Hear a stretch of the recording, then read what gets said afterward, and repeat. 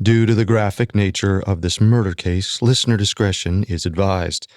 This episode includes dramatizations and discussions of murder and assault that some people may find offensive. We advise extreme caution for children under 13.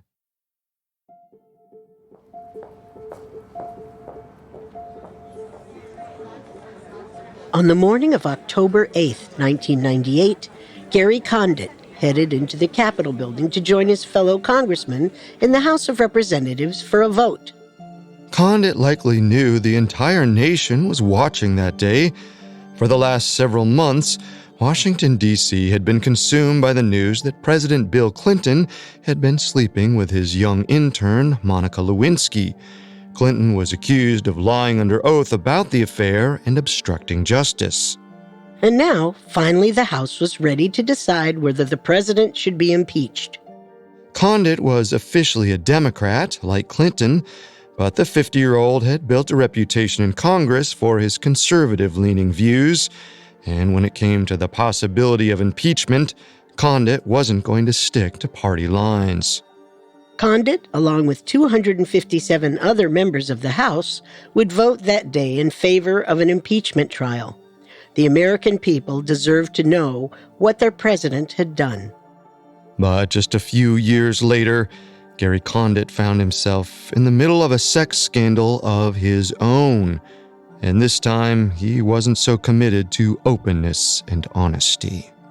Condit would do everything in his power to avoid the truth about his own affair with a young intern and her mysterious death.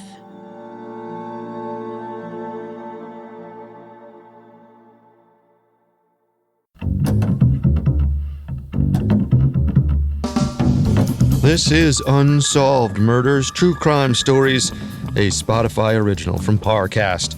I'm your host, Carter Roy. And I'm your host, Wendy McKenzie. Every Tuesday, we dive into the world of a real unsolved murder and try to solve the case. You can find episodes of Unsolved Murders and all other Spotify originals from Parcast for free on Spotify or wherever you listen to podcasts. This is a one-part episode on the death of D.C. intern Chandra Levy for the 20th anniversary of her May 1st disappearance. We'll cover Chandra's life, her relationship with Congressman Gary Condit, and the mysteries around her death that are still unexplained to this day. We have all that and more coming up. Stay with us. It was clear the minute that a teenage Chandra Levy set foot inside her California high school in the early 1990s that she was different.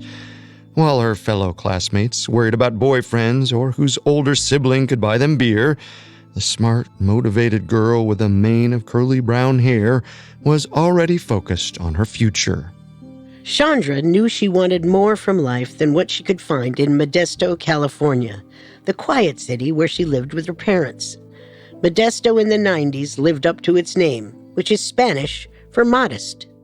While she was in high school, Chandra began volunteering at the local police department, where she helped out around the office and rode in the passenger seat of squad cars while they made rounds through Modesto. She even got her own Modesto Police Department uniform, complete with a badge. Chandra started wearing the brown button-up shirt and badge to class at Davis High School. Chandra spent a lot of time around the police station and made friends with people in the department, including some of the cops themselves. We don't know the exact details of these friendships, but it's easy to imagine a young Chandra being drawn to these professional, career-driven police officers. She reportedly always liked older men, particularly actor Harrison Ford. In a note during senior year, one of Chandra's friends wrote, "Older guys are better. I mean, so what if Harrison Ford is in his mid-50s? We'll probably like younger guys as we get older ourselves." Viva older men. After high school, Chandra headed to San Francisco State to earn a major in criminal justice. She also started dating one of the Modesto police officers, a man named Mark who was nearly 10 years her senior. But once she finished her undergraduate program, Chandra decided that it was time to leave Modesto behind for good. She earned her master's from the University of Southern California in Los Angeles, where she interned in the mayor's office. Later, she worked for Governor Gray Davis in Sacramento. That eventually led to an internship all the way across the country with the Federal Bureau of Prisons. And so, on September 14th, 2000, 23-year-old Chandra Levy stepped off an airplane in Washington, D.C. with a prestigious new position and her sights set on a future career with the FBI or the CIA. One day that fall, Chandra and an old college friend named Jennifer headed to the Capitol in hopes of meeting someone in Congress who could give them a job. But Chandra got more than that. The pair unexpectedly found themselves face to face with Modesto's own congressman, 52-year-old Gary Condit. And Condit immediately took an interest in the young women. He gave them a tour and offered Jennifer an internship. A few days later, when Chandra stopped by his office to visit her friend, Condit gave her something else: his phone number. At first, the relationship between Chandra and Condit was strictly platonic. Chandra would drop by his office to chat, and the congressman advised her about building a career in D.C. But one night in the fall of 2000, Condit called with an invitation to his condo. That evening fling soon evolved into an ongoing affair. Gary Condit was twice Chandra's age and married with children, but that didn't stop him from regularly inviting her to his apartment. The pair would watch TV, order takeout, and reportedly enjoy rubbing each other down with massage oil. Condit's family lived back in California, so he apparently wasn't worried about getting caught. But their relationship rarely extended past the door of his condo, and he still had a lot of rules for Chandra to make sure that they kept their romance secret. When Chandra visited him, she always wore dark sunglasses or a baseball hat. She left her wallet and ID at home, apparently to avoid someone asking to see it and learning her name. Condit even had rules about how she should act in his building. He gave her an alibi to use in case anyone asked what she was doing there. And if anyone got on the elevator with her, she wasn't allowed to get off on his floor. Condit had one final rule that was more important than all the rest. Chandra was forbidden from telling anyone about him. If she did, Condit said, then it would be over. Chandra did as he asked, following every rule. Condit was a successful and powerful political figure, and Chandra seemed to be in awe of him. He may have treated her like another secret fling, but Chandra quickly began to fall in love. And as intelligent as she might have been, she was still innocent enough to believe Condit when he told her he was planning to leave his wife and start a family with her. Until that happened, Chandra was content to keep sneaking around. A few months into the fling, Chandra headed to her aunt's house in Chesapeake City, Maryland for Thanksgiving. She had kept her new relationship a secret from just about everyone in her life. She even lied to Jennifer, the intern at Condit's office. But during the holiday weekend, Chandra finally let it slip to her aunt, Linda Zamsky, that she was seeing someone. My guy and I have been spending a lot of time together when he's not working. He's amazing. I think I'm going to move into his apartment and take care of things. It's in Adams Morgan, one of the nicest neighborhoods in all of D.C. Everything is going so well. He's in his 50s, but I don't mind. I think he looks like Harrison Ford. Chandra wouldn't say his name, but she told Linda one important detail about the mystery man she was seeing. I'm not supposed to say, but he's a congressman. Please don't tell anyone. Just keep it between us, okay? In early 2001, Chandra took another step that showed just how serious she was about Gary Condit. She called her landlord and asked about the possibility of breaking the lease on her current apartment. Apparently, she was planning to move in with her boyfriend. It's unclear exactly what happened next, but only a few weeks later, the landlord heard from Chandra again. She said she wouldn't be moving out after all. But that wasn't the end of Chandra's relationship with Condit. She was still seeing the congressman in April of 2001 when she celebrated her 24th birthday. At the end of the month, Chandra left D.C. to spend Passover in Maryland with her aunt. During the visit, Chandra spilled more secrets. Her boyfriend had bought her a few nice gifts, including plane tickets back to California and a gold bracelet. And before the weekend was over, she decided to tell Linda the man's name. Gary Condit. Congressman Gary Condit. A few days later, Chandra said goodbye to her aunt and headed back to D.C. to finish up her internship at the Federal Bureau of Prisons. At the end of April, Chandra left a message on her aunt's machine. Now that her internship had ended, Chandra was at a loss about what to do next. Hi, Linda. This is Chandra. My internship is over. I'm planning on packing my bags in the next week or 10 days, heading home for a while. Don't know what I'm going to do this summer, but I have something important to tell you. Call me. She also sent a message to her landlord, telling him she was planning to move back west in early May. I really hate giving up the apartment, but I think I need to be in California for a while to figure out what my next move is. Unfortunately, Chandra Levy never made it back to Modesto. On the morning of May 1st, Chandra Levy woke up in her Washington, D.C. apartment. She sat down at her computer and read the news, then started looking up plane tickets for her trip. She also read a website about hiking trails in Rock Creek Park, D.C.'s nearly 2,000-acre city park, a few miles from her apartment. What happened next is a mystery to this day, but one thing is clear. Chandra Levy was never seen or heard from again. Coming up, Chandra's disappearance throws Congressman Condit into the center of a nationwide scandal. Wayne Simmons spent 27 years undercover for the CIA. When he retired from spy work, he got a big break, terrorism analyst on Fox News. Then he met Kent Clisby. So I'm a real CIA guy. This is total nonsense. I'm Alex French, and I'm here to figure out who's telling the truth. Was Wayne Simmons a spy, or was he nothing but a con man? Imposters is a Spotify original from Parcast and premieres Monday, May 3rd. Follow and listen exclusively on Spotify. And now, back to the story.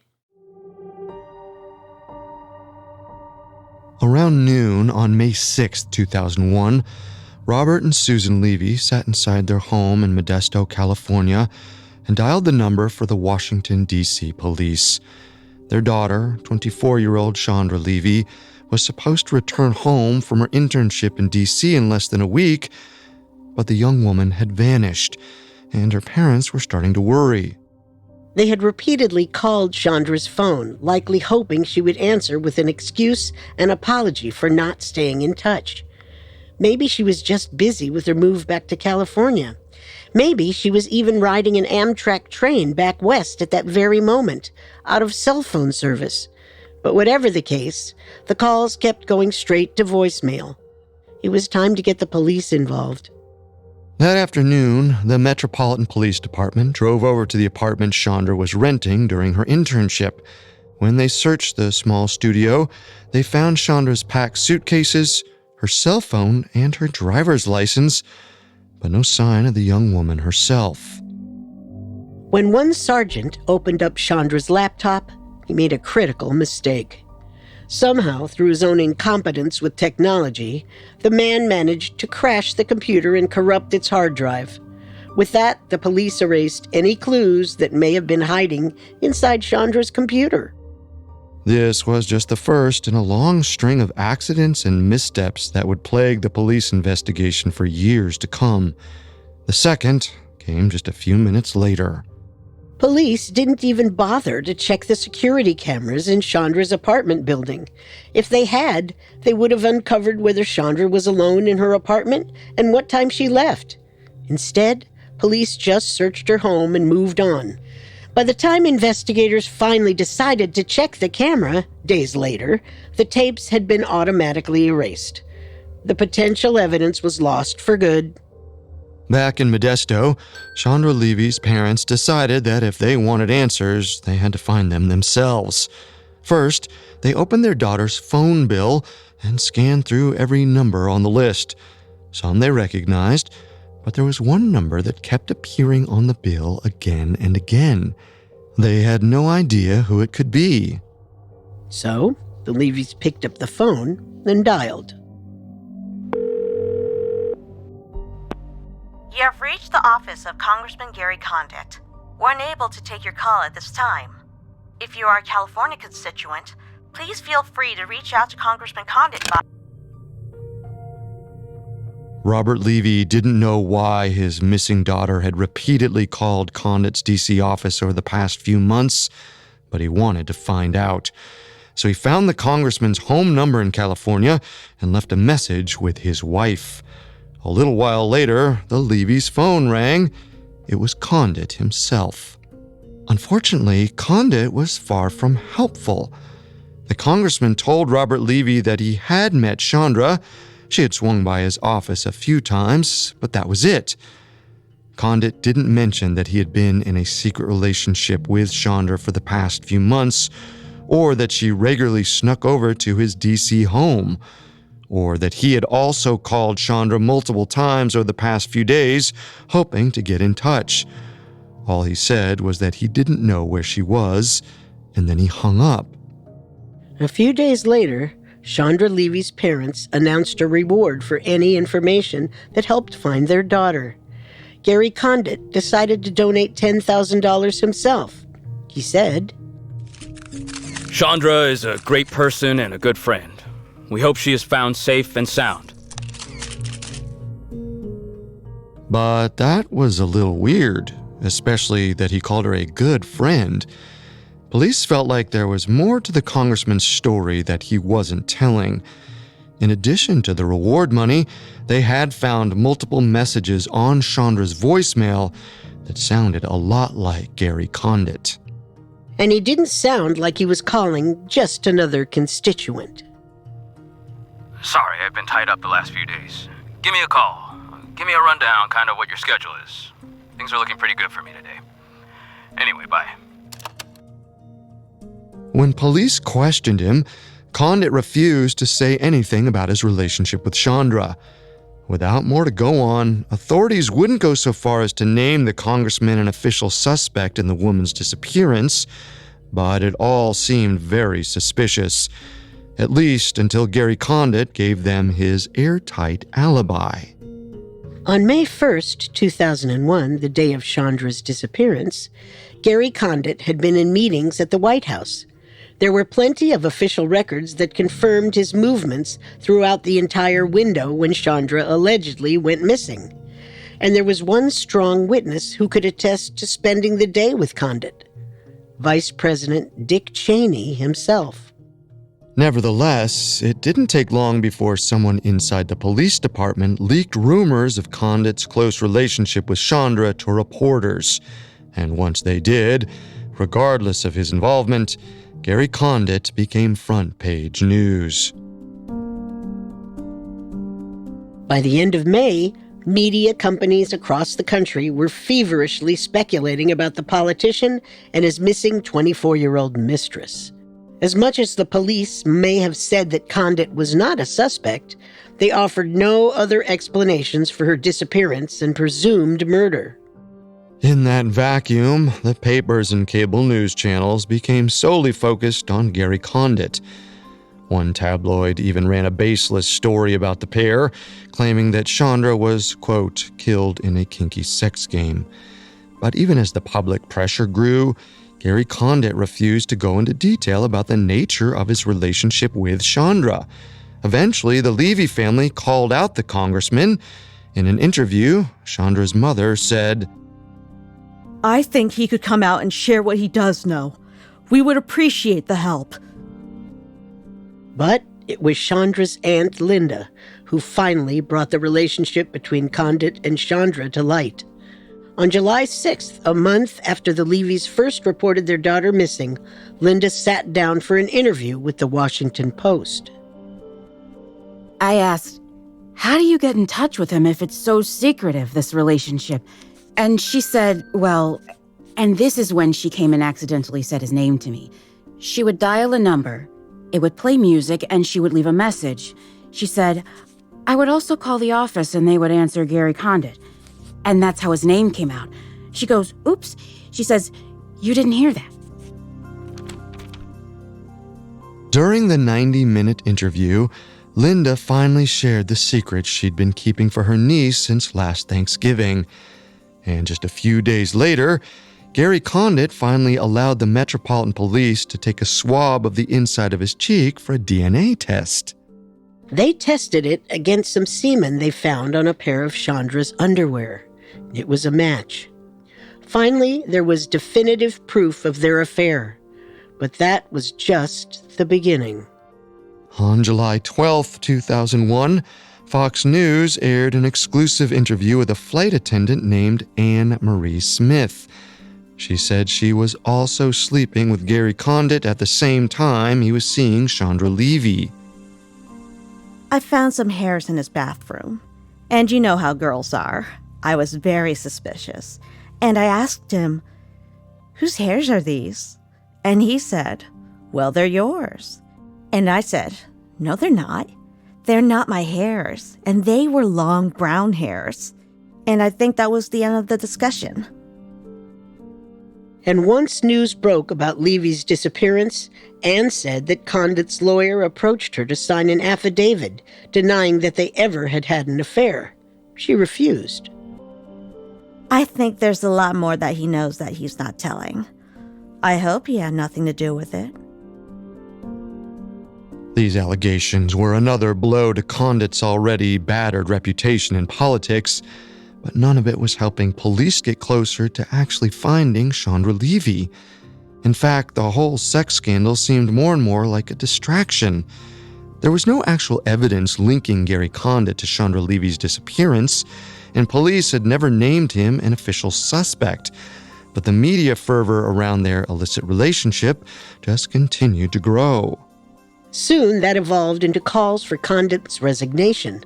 It got so bad that Condit's lawyer, Abby Lowell, finally snapped during an interview in July. He said, go take your cameras and your pads and your pencils and try to see if there's someone else out there who might have some information that might actually find this woman, as opposed to prying into the private lives of the Condits once and for all. Luckily, police had recently uncovered at least one shred of evidence that might point them toward Chandra's whereabouts. An analyst had been able to pull some information from her corrupted laptop. According to her last few internet searches, Chandra Levy might have been headed to Rock Creek Park, so police began scouring the area for any trace of her. Unfortunately, the search would wind up becoming yet another mistake in their struggling investigation. On July 25, 2001, the FBI gathered a team of volunteers to search Rock Creek Park. Throughout the day, dozens of people, police and bloodhounds, scoured the area. They crunched through the wilderness and along the streets that crisscrossed the nearly 2,000-acre park. But the group found nothing. They had no idea how close they'd come to finding Chandra Levy's body. Unfortunately, no one had bothered to check the park's smaller hiking trails, only the paved pathways. And so the search party went their separate ways, and the last clear shot at solving Chandra's disappearance left with them. By August of 2001, Chandra Levy's parents were struggling to make it through each day. Their daughter had been missing for 3 months, and the media seemed more concerned with sensational stories about the affair than actually solving her case. As Susan Levy told Time magazine, We take sleeping pills to get to sleep at night. But during the day, we're not on anything. We're not holding up very well. My diet's off, I eat wrong. I'm often sick to my stomach. I'm very sick. It's sheer terror. I want my daughter found alive. I want the truth to come out. Robert and Susan Levy never got their wish. But a year later, they finally found some unfortunate closure when Chandra Levy's skull was discovered in Rock Creek Park.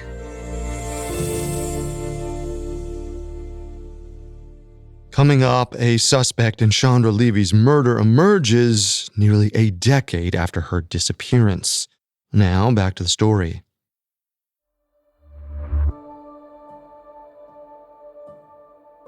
Early on Wednesday, May 22nd, 2002, 44-year-old Philip Palmer walked his dog through Rock Creek Park in Washington, D.C. As he crunched through the leaves near one of the many hiking trails, his eyes landed on something strange. It was bright white and partially hidden on the forest floor. At first, Palmer couldn't tell what the object was. He moved closer to get a better look, and then all of a sudden it dawned on him. He was staring down at a human skull. Palmer ran to call 911. By the afternoon, the area was swarming with police. They uncovered more skeletal remains and scraps of clothing, including a sports bra and a tattered University of Southern California t-shirt. It was Chandra Levy. The body was less than the length of a football field from where dozens of people searched for her a year earlier. But police had somehow determined that the hiking trails weren't worth investigating. According to Washington D.C. medical examiner Dr. Jonathan Arden, the body was so decomposed that it was impossible to find a cause of death. Whatever forensic evidence may have existed had long disappeared, but one thing was still clear. The circumstances of her disappearance and her body on recovery are indicative that she died through the acts of another person, which is the definition of a homicidal manner of death. This was no accident. Chandra Levy was murdered. 1 week later, on May 29, 2002, Robert and Susan Levy held a memorial service for their daughter in Modesto, California. They lined the stage of the Center Plaza building with roses and photos of Chandra. A harpist played as over 1,200 mourners filed through the auditorium to pay their respects to the young woman. But one person was not in attendance: Gary Condit. He had refused the calls for his resignation from Congress, including one from the Modesto Bee newspaper, but his political career was over anyway. The California congressman had lost his Democratic primary the March before. As the Levy family said their final goodbyes to their daughter, Condit was finishing his last few months as a politician. He eventually moved to Arizona, where he opened a Baskin-Robbins franchise with his wife. And with Gary Condit out of Washington and Chandra Levy in her final resting place, the investigation into her murder faded away. Over the next few years, Chandra Levy became just another name on a list of D.C. scandals, and the cold case was made an even lower priority in the wake of world events. Only months after her disappearance, the World Trade Center was attacked. All resources were directed to fighting terrorism, and a few weeks after her body was found, a sniper began shooting people around the D.C. area. Chandra's story seemed destined to go unsolved forever. At least until the media decided to take matters into their own hands. In 2007, 6 years after Chandra Levy first went missing, 2 Washington Post editors started discussing the young woman's case. All along, authorities had been so focused on Gary Condit that they may have missed valuable clues pointing towards the real killer. So the editors decided to take a look at Chandra's case once again and hopefully see what the police couldn't. For the next year, the journalists pored over every scrap of evidence, and they eventually uncovered a lead. On July 13, 2008, after a year of reporting, the Washington Post published the first of 13 articles on the D.C. cold case. One article read, While D.C. police focused most of their investigative efforts on Representative Gary Condit and his relationship to missing intern Chandra Levy, they were slow to recognize another lead. It involved a man who was attacking women in the woods of Rock Creek Park. The Washington Post had a suspect. He was an undocumented immigrant from El Salvador named Ingmar Guandique, and it seemed like police had missed a whole string of evidence connecting him to Chandra Levy. Guandique was currently serving 10 years in prison for assaulting 2 women in Rock Creek Park in the early 2000s, right around the time that Chandra went missing. The then 19-year-old had pounced on 2 women as they were jogging down hiking trails in Rock Creek, but both had managed to fight him off and escape. And on May 1st, 2001, the day Chandra went missing, Guandique missed work at his construction job. When he reappeared, his face was bruised and scratched. He claimed the wounds were from a fight with an ex-girlfriend, but his facts didn't add up. By the time police realized Chandra's murder was related to Rock Creek, Guandique was in prison for the other 2 jogging attacks. On July 2nd, 2001, D.C. Park Police brought a photo of Chandra to the prison to ask him what he knew. Have you ever seen this girl before? Once, in the parking lot at Rock Creek Park. Is that right? Well, do you think she's good looking? Sure, why not? But I never saw her again after that. And for some reason, police left it at that. No one looked at Guandique again until the Washington Post investigation. A few months later, in September of 2001, one of Guandique's old cellmates came forward with a shocking piece of information. Guandique had allegedly told him that he murdered Chandra. But when the informant flunked a polygraph test, the FBI assumed it was a fake tip, and once again, they moved on. But the Washington Post was a little more thorough. Over the course of the reports, the journalist laid out a convincing case that Guandique could have killed Chandra Levy. The articles gave Chandra the investigation that police never did. They were too focused on Gary Condit, who they knew from the beginning couldn't have murdered her.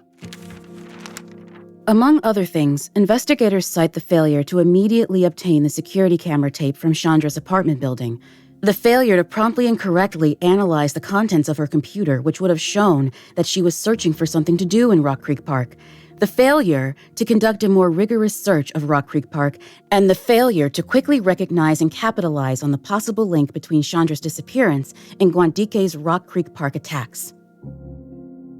The Washington Post story immediately reignited the long-dormant investigation. In September of 2008, the D.C. police visited 27-year-old Ingmar Guandique in his cell at a California prison to question him again about Chandra Levy. Guandique denied that he killed her, but the authorities were suspicious about a tattoo on his chest. It was a woman with long black hair, just like Chandra's. And when they searched his prison cell, they found something even stranger. Ingmar Guandique had been saving a magazine photo of Chandra Levy herself. On May 19, 2009, Guandique was indicted for the murder of Chandra Levy. He pleaded not guilty. The star witness for the prosecution was a prison informant named Armando Morales, who had shared a cell with Guandique a few years earlier. According to Morales, Guandique confessed to killing Chandra Levy in 2006. There was no hard evidence, but Morales' story seemed to convince everyone in the jury. And so on November 22, 2010, Ingmar Guandique was convicted of first-degree murder, kidnapping, and attempted robbery. But the mystery of Chandra Levy's murder didn't end there. A few years later, secret recordings emerged of Morales bragging about his gang activity and allegedly lying about Guandique and Chandra Levy. The prosecution's star witness didn't seem so trustworthy after all. Guandique was granted a retrial, but without Morales, all the prosecution had was circumstantial evidence. And so, in 2016, the D.C. Attorney's Office released a statement that brought the whole case to pieces once again. Due to recent unforeseen developments, we can no longer prove the murder case against Mr. Guandique beyond a reasonable doubt. The prosecution dismissed all of the Chandra Levy murder charges against Guandique. In May of 2017, he was handed over to immigration and sent back to his home country of El Salvador. As far as we know, he's still there to this day. With that, Chandra Levy's only suspect disappeared. Her murder investigation ended once and for all. Chandra's parents, Robert and Susan Levy, may never get the answers that they want, but they'll never stop wondering. In a 2016 interview, Susan told ABC News, I want someone to come forward and tell the truth. Someone knows something that I don't know. I don't think my daughter would run into the park by herself. I guess I'll always have unanswered questions. But even the truth about Chandra Levy's death wouldn't change the fact that she is gone. It's painful, and you don't heal. Closure is a very bad word. There's no such thing.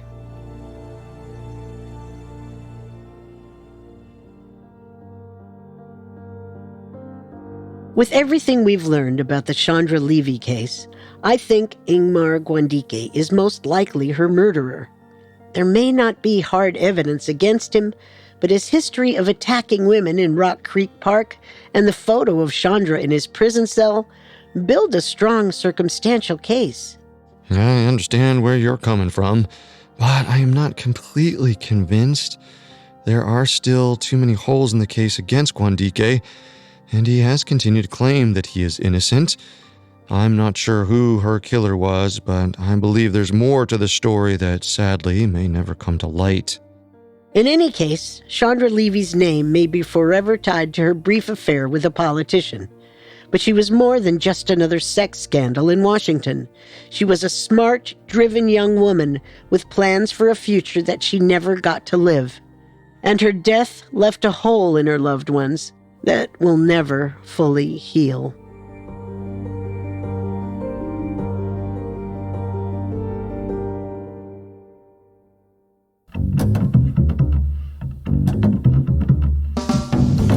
Thanks again for tuning in to Unsolved Murders.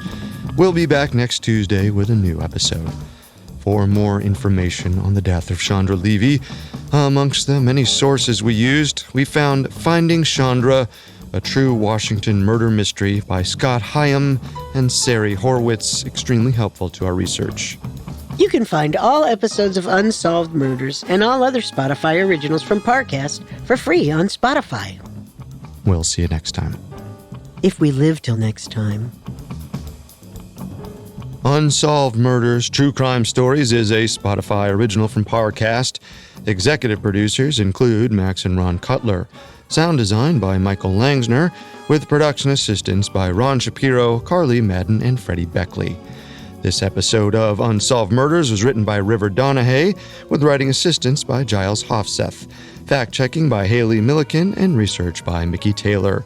The amazing cast of voice actors includes Tom Bauer, Julian Smith, Rebecca Thomas, and Kimlin Tran. Unsolved Murders stars Wendy McKenzie and Carter Roy.